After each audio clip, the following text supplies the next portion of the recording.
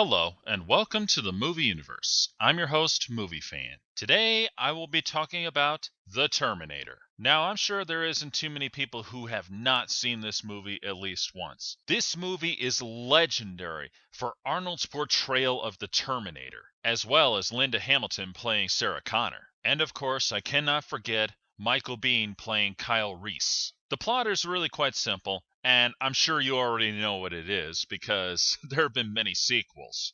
Way too many sequels.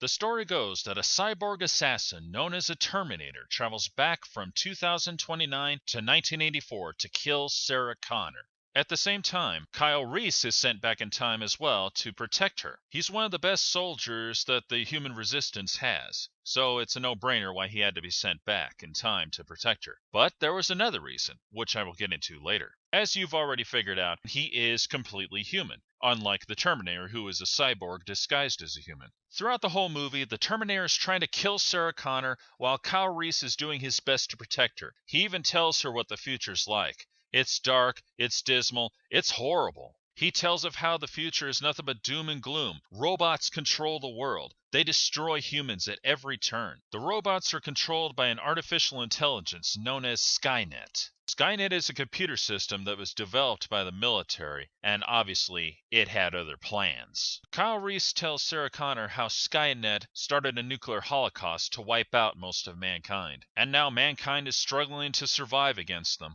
And it's Sarah Connor's son, John Connor, who is leading the revolution, and he is succeeding. That's why Skynet sent the Terminator back in time to kill Sarah Connor. Of course, Kyle Reese only tells her all this stuff between the moments where they get away from the Terminator. But of course, the Terminator is very resourceful, and he manages to catch up with them every time, until they have that final showdown with him in that industrial zone. It's probably this moment that is the most legendary throughout the entire film, because it's right here that we see the Terminator for the first time without the fake skin. He's humanoid in design, which is what you would expect. He's downright creepy. He was one of the best, most original designs for robots at that time. Sadly, during the final battle, Kyle Reese gets killed trying to protect Sarah Connor, and Sarah manages to destroy the Terminator by crushing him under a stamping machine. And in the end, she's talking into a tape recording machine, and you could see that she is clearly pregnant. She's pretty much dictating the story to her future son about his father. And that is why Kyle Reese was sent back in time to protect Sarah Connor, so he could get her pregnant. It's an idea alone that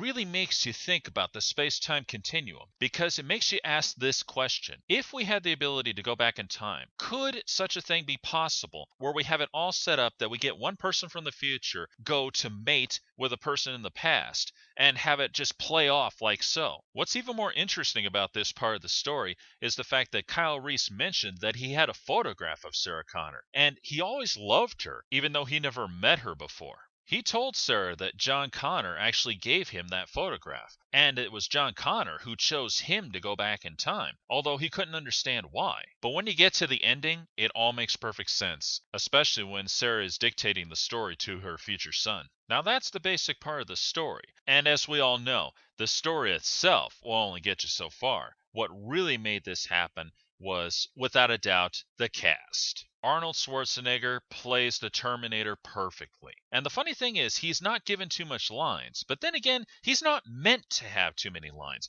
He's meant to just kill, kill, kill. He only talks when he's trying to find a way to get his hands on Sarah Connor. And this is one of his best roles as a villain. And the funny thing, he doesn't do villains too much.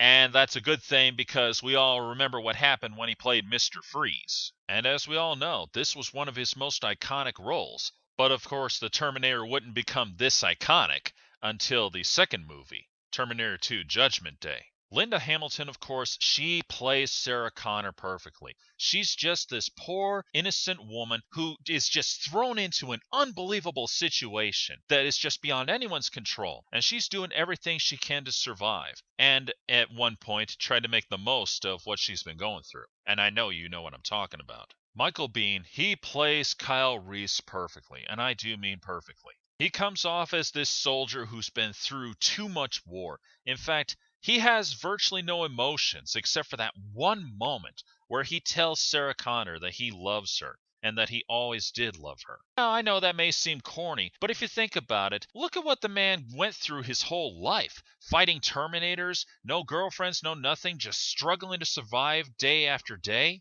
You'd probably be like that too. But it's not just Michael Biehn and Linda Hamilton alone that make this movie great. It's the chemistry those two have together.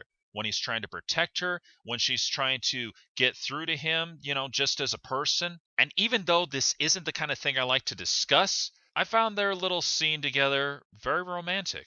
Of course, there's one person I definitely have to give credit to, and that would be James Cameron. As we all know, he was the director. He brought this movie to life. Because before this movie ever premiered, there were movies that discussed traveling through time to change the future, but none ever went to this type of level before. To try to go back in time just to have your best soldier mate with your mom, that way you will exist to fight the robots. And besides that, the movie keeps you hooked on the whole suspenseful level of what does the Terminator look like? That's the big moment. You're sitting in the audience watching this movie because you want to know, what does the Terminator look like? Because through this whole movie, you don't see his true form until the very end.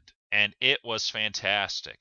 It was some of the best practical effects I've ever seen. A mixture of animatronics, a little bit of puppetry, and, of course, stop-motion animation when he's walking. And that's one of the things that makes it so convincing, because when they shoot him up enough times and damage a few of his circuitry, he's limping and he's moving all clunky. Nowadays, that wouldn't mean anything to anybody, but back then, that was how we would have portrayed robots, and that's one of the things that makes this so good. Because of the way the stop motion is used, he looks like he's injured. And with all honesty, it looks more convincing than the robots of recent years. A great movie, definitely worth watching. If you haven't seen it, and I have my doubts on that, you really need to look this up. Now, before I go, I have a little confession to make. I have never seen this movie before until just last week. I know, this is probably a real shock to everybody because I praise Terminator 2 like crazy, and because my name is Movie Fan. But let's be fair, people, not everybody has truly seen everything, and that includes me. However, because this movie is so legendary, I'm not surprised that your jaw is probably on the floor right now. There are a few reasons why I've never seen this movie until now, but I'm sure you wouldn't be interested in that.